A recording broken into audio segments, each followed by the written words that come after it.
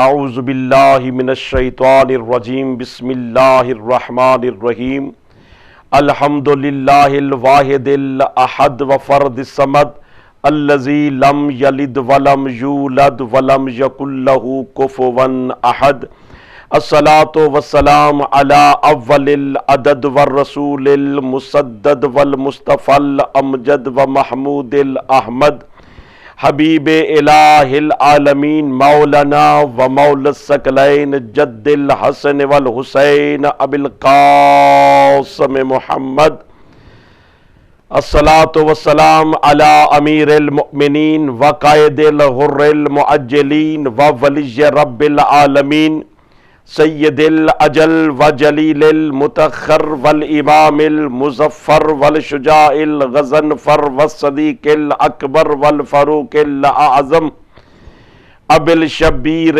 والشبر قاسم طوبى والسکر آخر رسول وزوج البتول وسیف اللہ المسلول صاحب المفاخر والمناقب اسد اللہ الغالب علی کل غالب ومطلوب کل طالب امام المشارق والمغارب ونقطۃ دائرۃ المطالب الذی حبہ فرض علی المحاضر والمغائب اعنی سیدنا و مولانا و مقتدنا علی ابن ابی طالب وَأَهْلِ بَيْتِهِ الطَّيِّبِينَ الطَّاهِرِينَ الْمَعْصُومِينَ الْمَظْلُومِينَ وَلَعْنَةُ اللَّهِ عَلَىٰ أَعْدَائِهِمْ أَجْمَعِينَ مَلْعُونِينَ مِنْ يَوْمِنَا هَٰذَا إِلَىٰ قِيَامِ يَوْمِ الدِّينِ وَبَعْدَ يَوْمِ الدِّينِ أَمَّا بَعْدُ قَالَ اللَّهُ تَعَالَىٰ فِي مُحْكَمِ كِتَابِهِ الْحَقِّ وَكَلَامِهِ الْحَقِّ الْحَقِّ بِالْحَقِّ بسم اللہ الرحمن الرحیم یا ایہا الذین آمنوا اتقوا اللہ وابتغوا الیہ الوسیلہ وجاہدوا فی سبیلہ لعلکم تفلحون صدق اللہ العلی العظیم وصدق الرسول النبی الکریم۔ میرے انتہائی واجب الاحترام ناظرین گرامی قدر، آپ کی واجب الاحترام خدمت میں خالق کائنات کی لا ریب و بے عیب کتاب، بے مثل و بے مثال کتاب، جسے زمانہ قرآن مبارک کے نام سے یاد کرتا ہے، اس کے چھٹے پارہ میں سے سورہ مبارکہ المائدہ کی 35 نمبر آیت کی تلاوت کا شرف حاصل کیا ہے۔ یہ وہ آیت ہے کہ جس میں خالق کائنات نے قیامت تک کی رہتی دنیا تک آنے والے لوگوں کو ایک طریقہ بتایا ہے، ایک سلیقہ سمجھایا ہے کہ تم میں سے جو لوگ مجھ خدا تک پہنچنا چاہے، جو یہ چاہتا ہے، یہ خیال کرتا ہے کہ میری رسائی خالق کائنات تک پہنچ جائے، میں اپنے اللہ تک پہنچ جاؤں، میرا رابطہ اپنے خدا سے متصل ہو جائے، تو خالق کائنات نے اس آیا فی الہدایہ میں اس کا طریقہ کار بیان فرماتے ہوئے ارشاد فرمایا، یا ایہا الذین آمنوا اتقوا اللہ وابتغوا الیہ الوسیلہ، اے ایمان والو ہو جاؤ متقی اور طرف اللہ کی وسیلہ ڈھونڈو، لعلکم تفلحون، شاید اسی بہانے تم کامیاب ہو جاؤ۔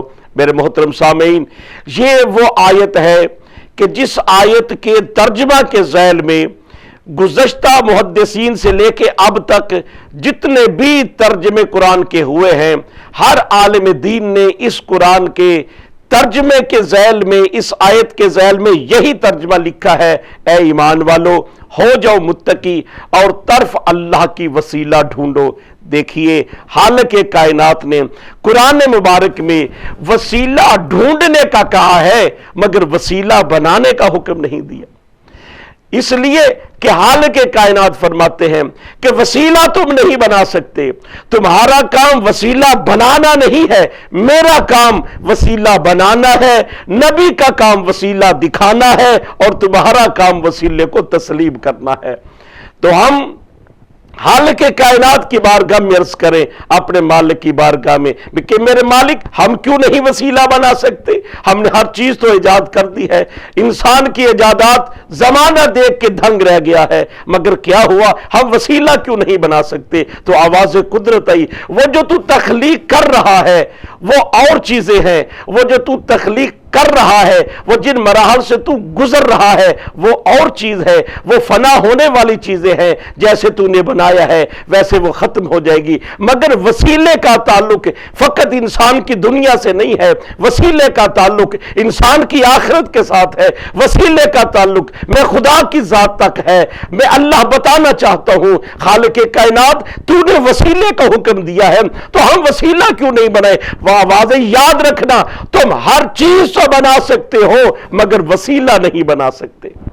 اس لیے کیوں نہیں بنا سکتے؟ آواز قدرت آتی ہے، تم اس لیے نہیں بنا سکتے کہ تم گناہگار ہو، تم اس لیے نہیں بنا سکتے کہ تم خطا کار ہو، جسے تم بناؤ گے وہ خطا کار ہوگا۔ اور کہا ہم منزہ لاتا ہے، جسے ہم وسیلہ بنائیں گے اسے غلاف تطہیر میں بند کر کے بھیجیں گے۔ اور خداوند متعال نے کہا دیکھو بھائی تم وسیلہ نہیں بنا سکو گے، اس لیے نہیں بناؤ گے کہ جسے تم بناؤ گے وہ تم جیسا ہوگا، جسے بھی تم وسیلہ بناؤ گے اس میں تمہاری جھلک ہوگی، اور جسے ہم وسیلہ بنائیں گے اس میں ہماری جھلک ہوگی۔ اور خدا نے کہا کہ بڑی سیدھی سی بات ہے، جسے تم بناؤ گے وہ تم جیسا ہوگا اور جسے ہم بنائیں گے وہ ہم جیسا ہوگا۔ اللہ اکبر۔ وسیلہ جسے تم بناؤ گے وہ تم جیسا اور جسے ہم بنائیں گے وہ ہم جیسا۔ اور خالق کائنات نے آگے بڑھ کے کہا کہ یاد رکھنا کبھی وسیلہ بنانے کا نہ سوچنا بلکہ وسیلے کو ڈھونڈنا ہے، تلاش کرنا ہے، اس کی جستجو میں رہنا ہے۔ اس لیے خالق کائنات نے کہا کہ جسے تم بناؤ گے وہ تمہارے گھر سے آئے گا اور جسے ہم بنائیں گے وہ ہمارے گھر سے آئے گا۔ اللہ اکبر۔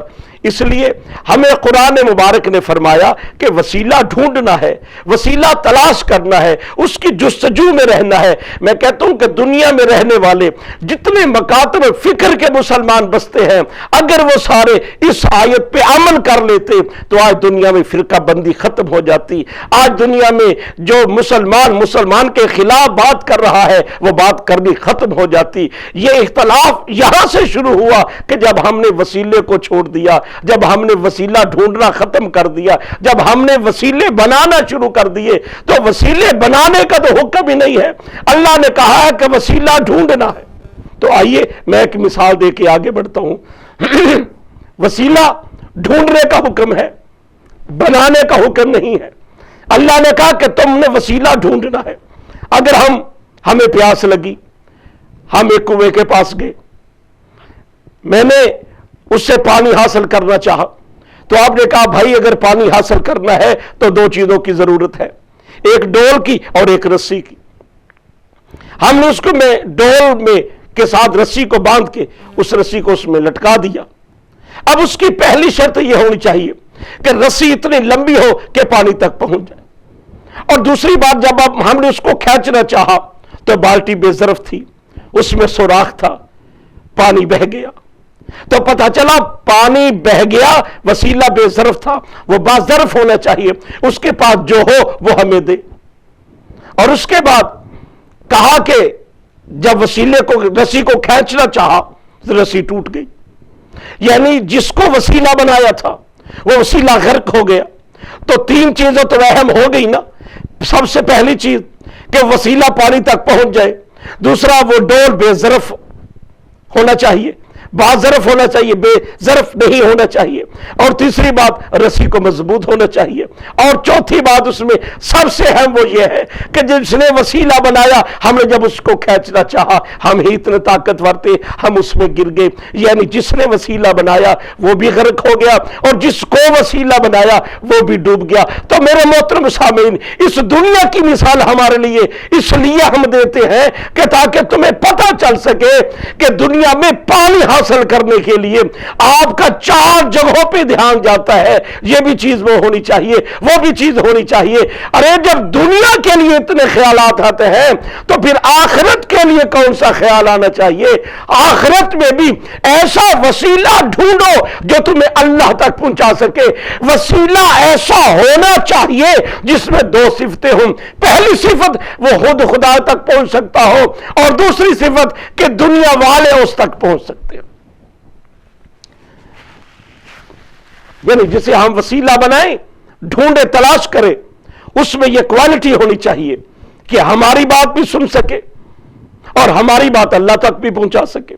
یعنی ایسا نہ ہو کہ جسے ہم وسیلہ ڈھونڈ رہے ہیں، ہم اس کے در پہ، وہ کسی اور کے در پہ، اور وہ کسی اور کے در پہ، اور سب در بدر رل جائیں گے مگر اللہ تک نہیں پہنچیں گے۔ تو میرے محترم سامعین، اللہ تک پہنچنے کی خالق کائنات نے بڑی خوبصورت رستہ ہمیں دکھایا ہے کہ یاد رکھو مجھ تک نہیں پہنچ سکتے، بھئی خدایا کیسے پہنچیں گے؟ کہا سب سے پہلے ضروری ہے، کافر تھے، مشرک تھے، مسلمان بن جاؤ۔ اور مسلمان بن کر بھی اگر کہ تم میں سے یہ سمجھے کہ میں اللہ تک پہنچ گیا تو یہ اس کی بھول ہے، وہ اللہ تک نہیں پہنچے گا۔ جیسا کہ لوگوں نے جب اسلام قبول کیا، رسول اللہ کی خدمت حاضر ہوئے، یا رسول اللہ ہم آپ پہ ایمان لے آئے ہیں کہ ہم صاحب ایمان ہو گئے، تو آواز قدرت آئی ابھی تم ایمان والے نہیں ہو، قالوا اسلمنا، ابھی تم مسلمان ہوئے ہو، اسلام والے ہوئے ہو، ایمان والے نہیں ہوئے ہو۔ اللہ اکبر۔ تو یا رسول اللہ ایمان والا کیسے ہوا جاتا ہے؟ تو کائنات کے نبی نے فرمایا کہ یاد رکھو ایمان والا وہی ہوگا جو کل ایمان علی کی ولایت حقہ پہ یقین رکھے گا، جو علی ولی اللہ پڑھے گا، جو علی کو مانے گا، وہ ہوگا مومن۔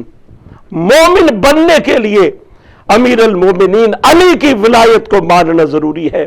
جو علی ولی اللہ نہیں پڑھتا، جو علی کو نہیں مانتا، وہ مسلمان تو ہو سکتا ہے مگر مومن نہیں ہو سکتا، چونکہ علی کل ایمان ہے۔ کائنات کے نبی نے فرمایا تھا، جب گئے تو لوگوں نے پوچھا یا رسول اللہ کون جا رہے ہیں؟ کہا برز الایمان کلہ الی کفر کل، یہ کل کا کل ایمان کل کفر کے مقابلے میں جا رہا ہے۔ تو صاحب ایمان بننے کی شرط یہ ہے کہ بندہ علی ابن ابی طالب کی ولایت کو تسلیم کرے۔ اچھا مومن بن گئے، خدا تو تک پہنچ جائیں گے؟ فرمایا نہیں، اتقوا اللہ، متقی بن جاؤ۔ یعنی پہلے مسلمان تھے، پھر مومن بنو، مومن بن گئے، فرمایا پھر متقی بنو، اور جب متقی بن گئے خدا اب تجھ تک پہنچ جائیں گے، تم تک رسائی حاصل ہو جائے گی۔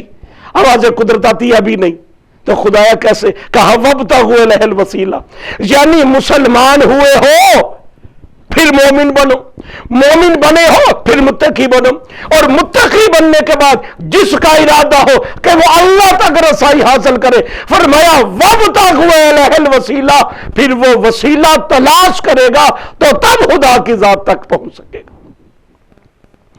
یعنی خدا تک پہنچنا اتنا آسان نہیں ہے، اتنا آسان نہیں ہے۔ کمال یہ نہیں ہے کہ آپ اللہ کے بندے ہیں، جو بھی دنیا میں آئے وہ تو اللہ کا بندہ ہے۔ کمال یہ نہیں ہے کہ ہم کہیں خدا ہمارا خالق ہے، کمال یہ ہے کہ اللہ بھی کہے کہ تم میری مخلوق ہو۔ ایسے بن جاؤ، ادھر تم خدا سے مانگ رہے ہو، ایسی منزل پہ پہنچو کہ اللہ خود تمہیں بلائے کہ تم میرے بندے ہو، آ جا میرے بندے۔ جیسے علامہ اقبال نے کہا تھا کہ خودی کو کر بلند اتنا کہ ہر تقدیر سے پہلے خدا بندے سے خود پوچھے بتا تیری رضا کیا ہے۔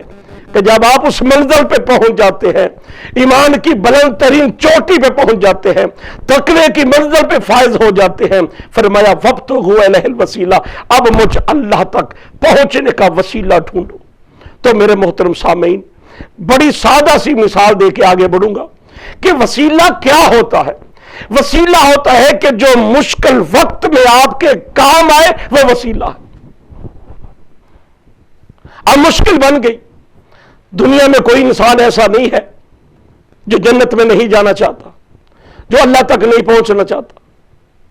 ہر بندے کا یہ ایک ख्याल रहता है, और नमाज इसलिए पढ़ता है अल्लाह तक पहुंचो, रोजा रखता है अल्लाह तक पहुंचो, हज करता है अल्लाह तक पहुंचो, ज़कात देता है अल्लाह तक पहुंचो, खैरात करता है अल्लाह तक पहुंचो, मगर अल्लाह फरमाता है कि मुझ तक पहुंचने के लिए पहले मोमिन होना जरूरी है, फिर मुत्तकी होना जरूरी है, और मुत्तकी होने के बाद वसीला ढूंढना पड़ेगा।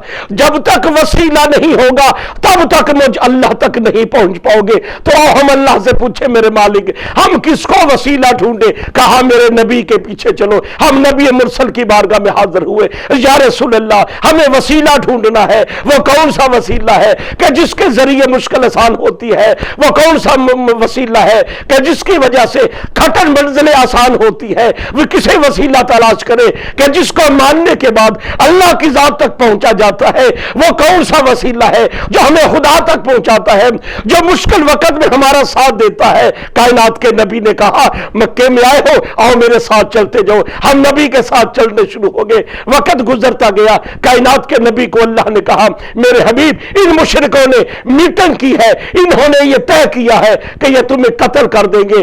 अब मगर मैं अल्लाह ने तदबीर की है, मैं अपनी तदबीर से तेरी तकदीर को बदल दूंगा। मेरे हबीब अगर इन्होंने ये इरादा किया है और तुझे कत्ल करना चाहते हैं तो मैं अल्लाह तुझे बचाने वाला हूं। और फरमाया मेरे हबीब हिजरत की रात अली को अपने बिस्तर पे सुला के चला जा। थोड़ा सा पीछे आइए, सूरह तब्बत यदा अबी लहब व तब नाज़िल हुई। अबू लहब की बीवी उम्मे जमील या उम्मे जमीला इसका नाम है, इसके हाथ में डंडा है और बड़े गुस्से से शराबूर होके नबी की मस्जिद की तरफ आ रही है। जहन में यह ख्याल है कि मैंने आज अल्लाह के नबी को, आज मोहम्मद को मैंने कत्ल करना है। जब यह नबी की मस्जिद में आई, नबी मिंबर पे तशरीफ फरमाते, असहाबा कराम नबी के आगे बैठे हुए थे। जब वो आई, नबी ने देखा रसूलुल्लाह गायब हो गए, वो चली गई, नबी जाहिर हो गए। सहाबा ने कहा या रसूलुल्लाह क्या आप मौत से डर गए थे? आप खौफ खाया था?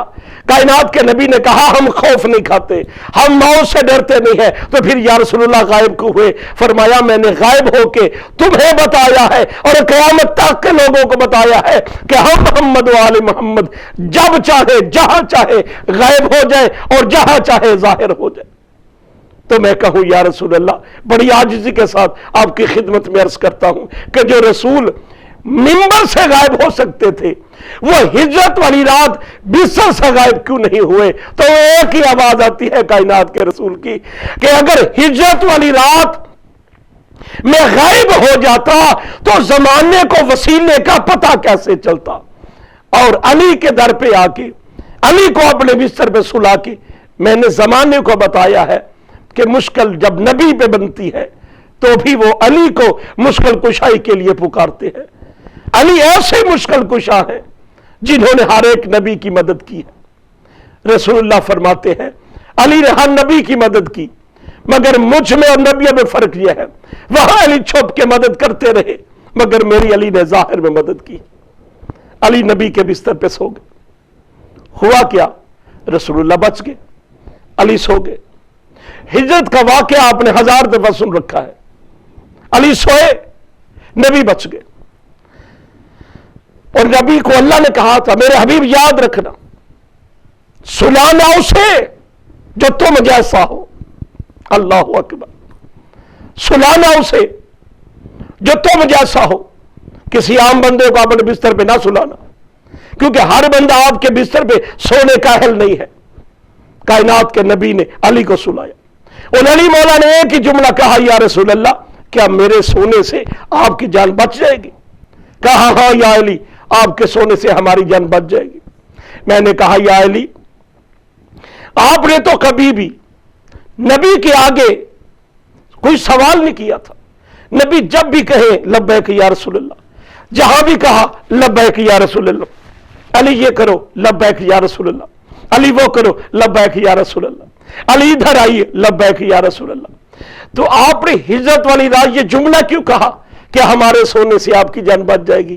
علی نے کہا تاریخ میں لکھنا چاہتا تھا اور قیامت تک کے لیے رقم کرنا چاہتا تھا، زمانے کو بتانا چاہتا تھا کہ ہجرت والی رات مصطفیٰ کی جان سونے والے نے بچائی تھی، رونے والے نے نہیں بچائی۔ میرے محترم سامعین، علی سو گئے، آیت نازل ہو گئی، وَمِنَ النَّاسِ مَن يَشْرِي نَفْسَهُ ابْتِغَاءَ مَرْضَاتِ اللَّهِ۔ رسول تیرے ایک بستر پہ ایک سونے والے نے ایک نفس بیچ کے میری ساری مرضیاں خرید لیا۔ سویا کون؟ میرا مولا علی۔ دیا کیا؟ نفس۔ خریدی اللہ کی ساری رضائیں، اللہ کی ساری مرضیاں خرید لی۔ میرے محترم سامعین، مرضی میں دین تو اللہ کی مرضی ہے نا، دین اللہ کی مرضی ہے۔ اب علی پہ واجب ہے کہ جب اللہ کے دین پہ مشکل آئے تو اللہ کے دین کی بقا کے لیے کھڑے ہو جائے، ہر مقام پہ اللہ کے دین کو بچائے۔ تاریخ عالم گواہ ہے کہ اللہ کے دین پہ جب بھی مشکل بنی ہے تو علی سامنے کھڑے ہوئے نظر آئے ہیں۔ ہر جنگ میں علی ولی اللہ کھڑے رہے ہیں، ہر جنگ میں اللہ کے دین کو علی نے بچایا ہے۔ اور میں یہ جملہ کہنا چاہتا ہوں، اس کو اپنے سینے میں محفوظ کر لیجئے گا، ہر بندے کو موت آئے گی لیکن علی مولا کو موت کبھی نہیں آ سکتی۔ اس کی دو وجہ ہے، ایک وجہ بیان کرتا ہوں، ہر ایک کو موت آئے گی لیکن میرے مولا علی کو موت نہیں آئے گی۔ بھئی کیوں نہیں موت آئے گی؟ کہ موت ہے نفس کو، جسم کو نہیں، نفس کو موت ہے۔ علی نے تو اپنے نفس بیچ دیا اللہ کی راہ میں، اللہ سے سودا کر لیا۔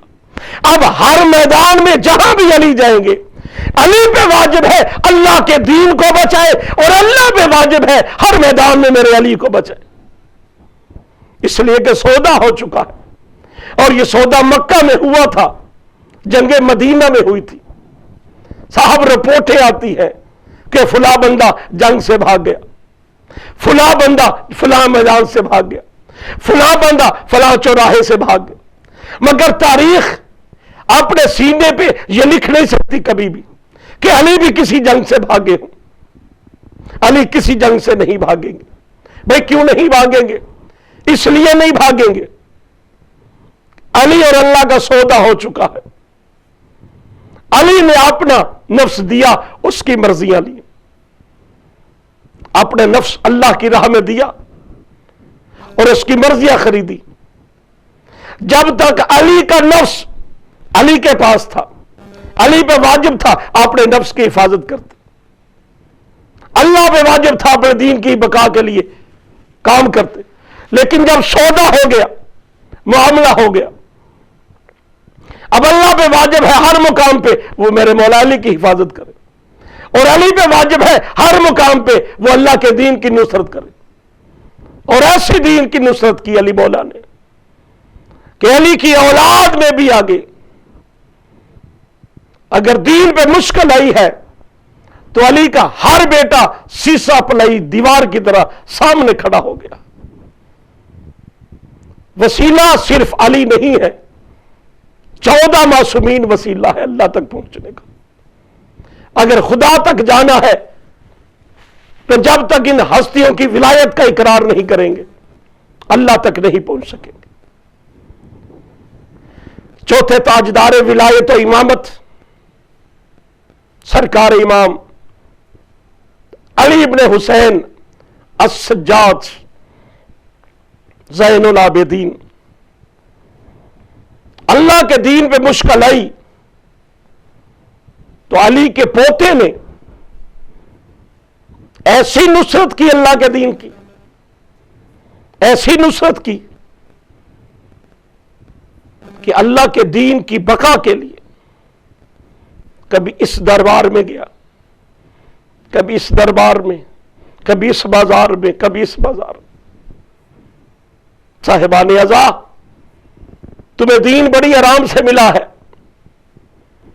مسلمانوں کا دین بڑی کسی محنت کوشش کے بعد ملا ہے، اس لیے اہل بیت کی قدر نہیں کی جاتی۔ اہل بیت کی حقیقت کو سمجھا جائے، یہی وہ ہستیاں ہیں کہ جن سے خدا ملتا ہے۔ میرے محترم سامعین، میں چاہتا ہوں اپنے امام علی ابن حسین علیہ الصلوۃ والسلام کی بارگاہ میں ادب کا سجدہ کرتے ہوئے چند لفظ عرض کروں۔ یہ میرے وہ امام ہیں جن کا نام علی ابن حسین ہے، یعنی علی حسین کے بیٹے۔ 15 جمادی الثانی 38 ہجری بروز جمعہ آپ اس ظاہری دنیا میں تشریف لائے،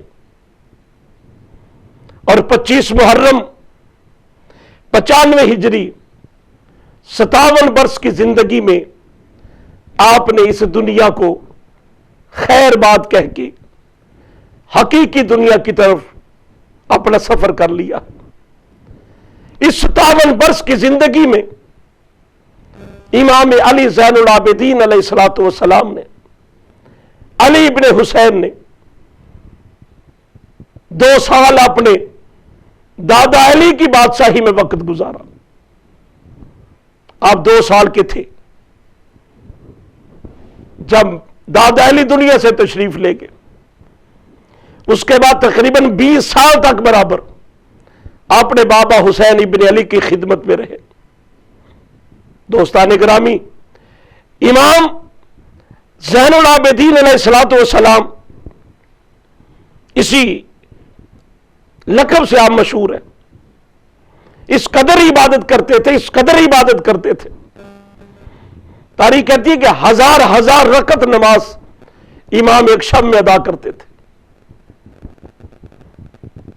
اور اس قدر عبادت کرنے کے بعد بھی اکثر فرمایا کرتے تھے، میرے اللہ مجھ علی ابن حسین کو اتنی توفیق عطا فرما کہ میں اپنے دادا علی جتنی عبادت کر سکوں۔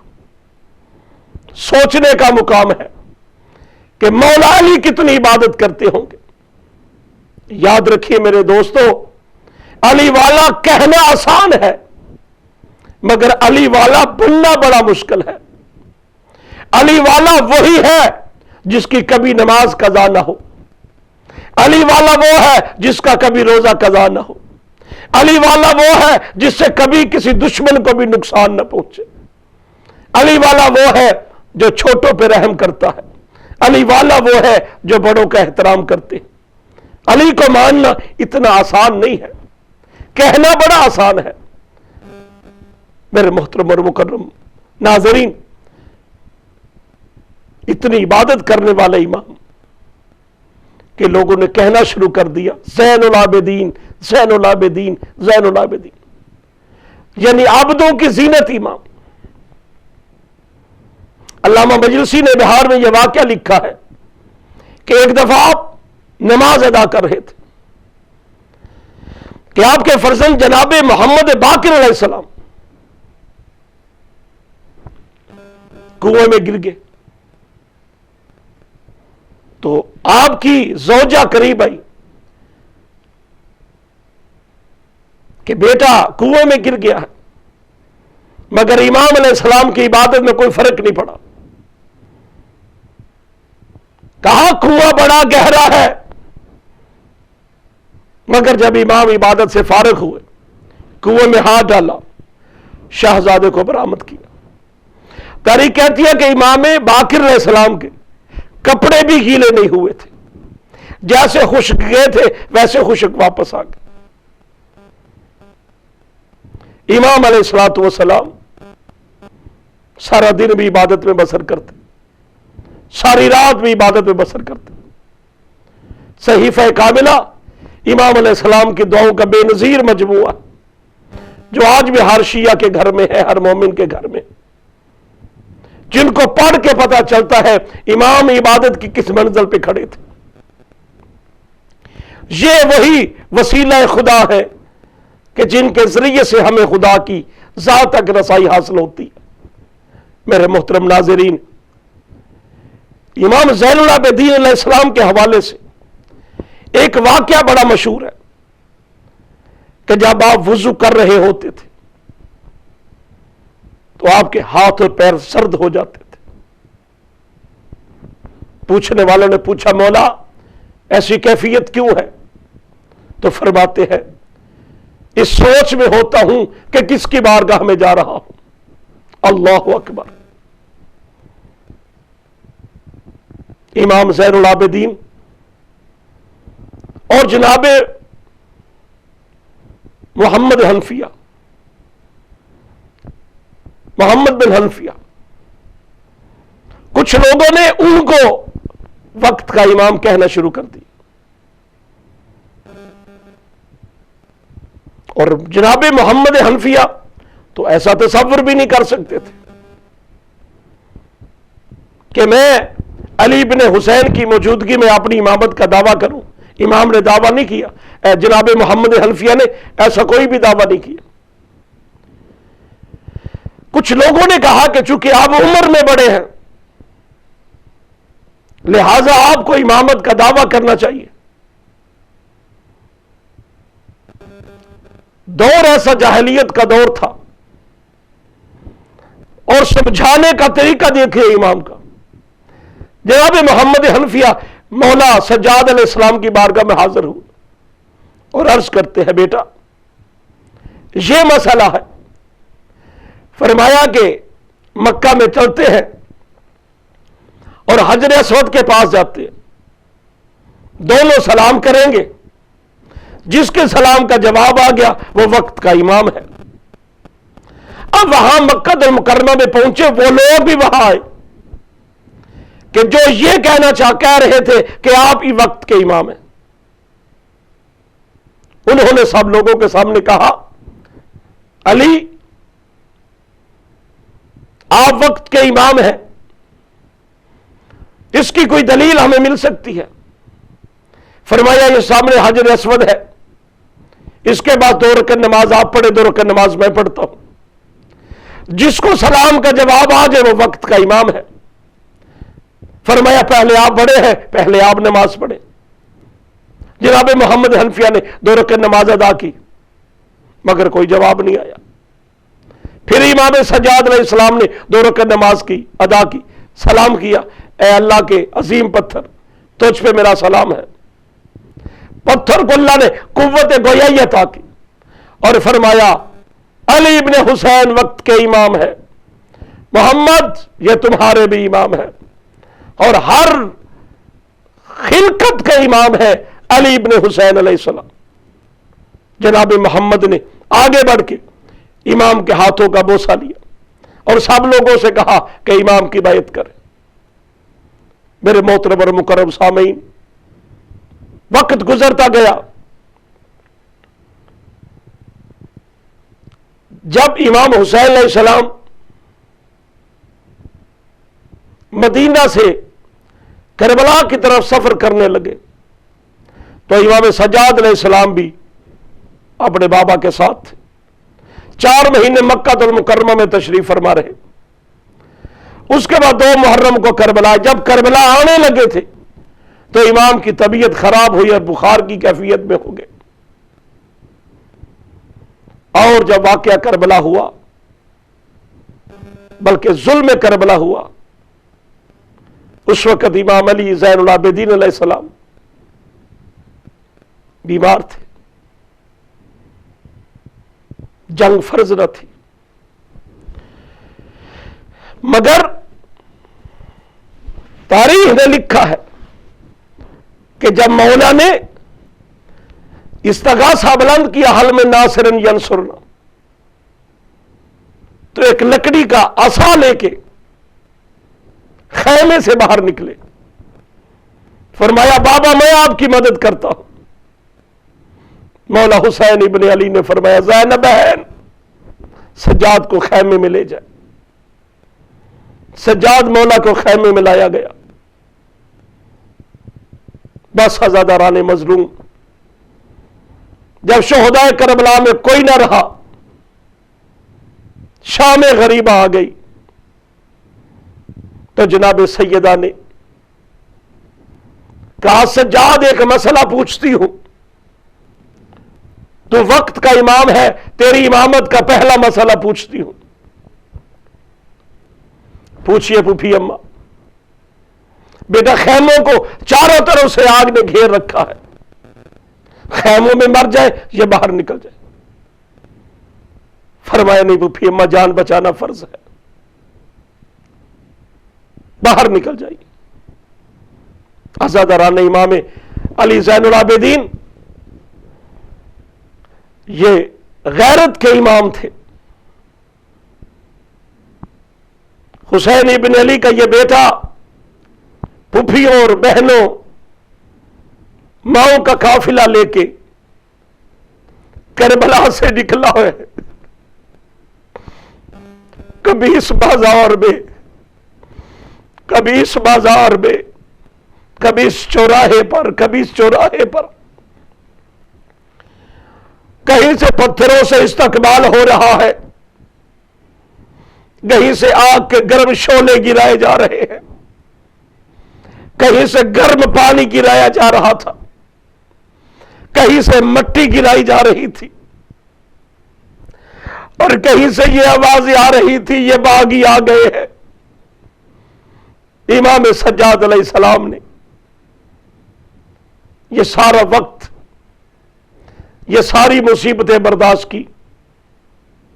تاریخ کہتی ہے 1 سال قید نبھانے کے بعد جب سید مظلوم واپس مدینے پہنچے ہیں نا، تو سگے رشتہ داروں نے امام کو نہیں پہچانا، سر کے بالوں کا رنگ چینج ہو چکا تھا، امام کی کمر جھک چکی تھی،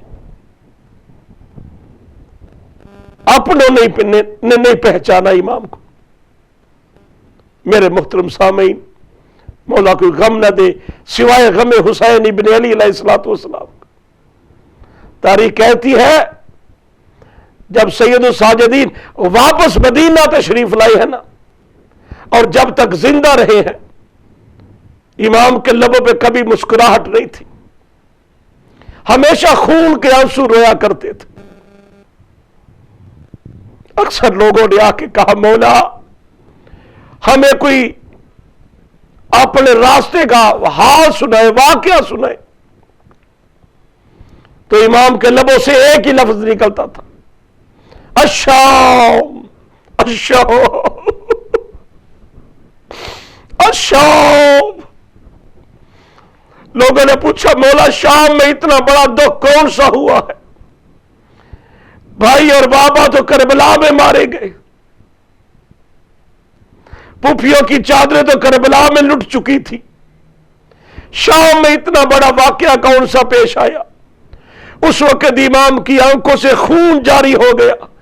امام رو کے کہتے ہیں ہمارے چاہنے والوں، اس وقت سجاد مر کیوں نہیں گیا جب شرابی کے سامنے میری پھوپھی زینب کو بتانا پڑا میں حسین کی بہن زینب ہوں۔ عزادارو 40 سال تک زندہ رہے، خون کے آنسو روتے رہے۔ مدینہ میں کبھی کسی نے امام سجاد کے سامنے دمبا ذبح نہیں کیا تھا۔ ایک بندہ مدینہ میں آیا، دیکھا گلی سے گزر رہا تھا، پرنالے سے تھوڑا تھوڑا خون بہ رہا تھا۔ اس نے پوچھا یہ مدینے والے کیسے لوگ ہیں، چھتوں پہ جا کے جانور ذبح کرتے ہیں؟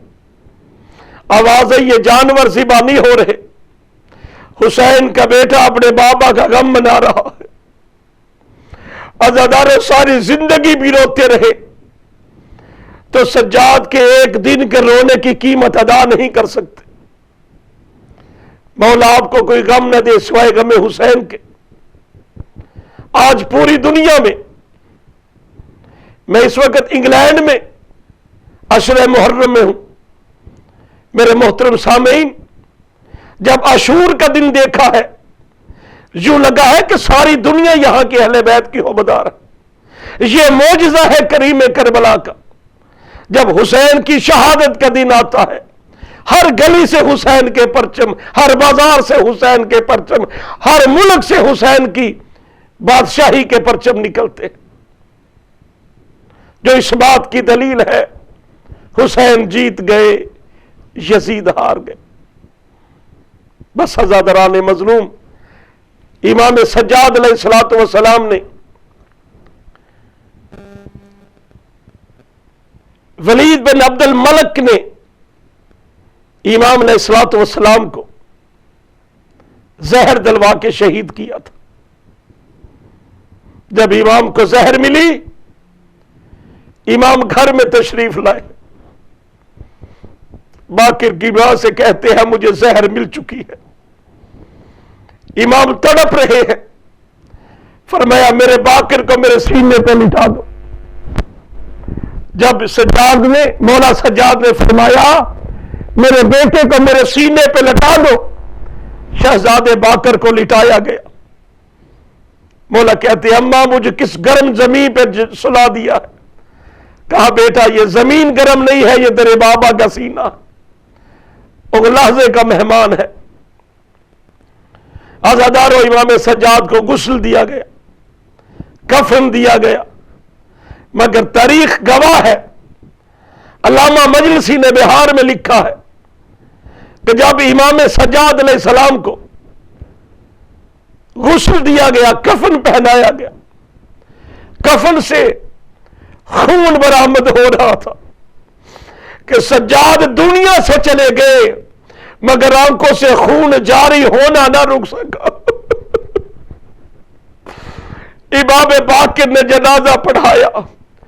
میں کہوں مولا بڑے مظلوم ہیں مگر پھر بھی خوش نصیب ہے, آپ کو غسل دیا گیا, مولا آپ کو کفن دیا گیا, آپ پہ جنازہ پڑھایا گیا.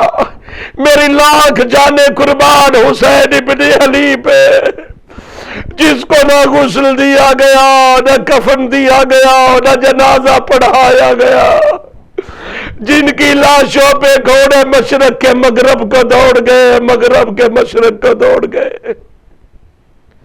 سیعلم الذین ای منقلب ینقلبون الا لعنۃ اللہ علی قوم الظالمین.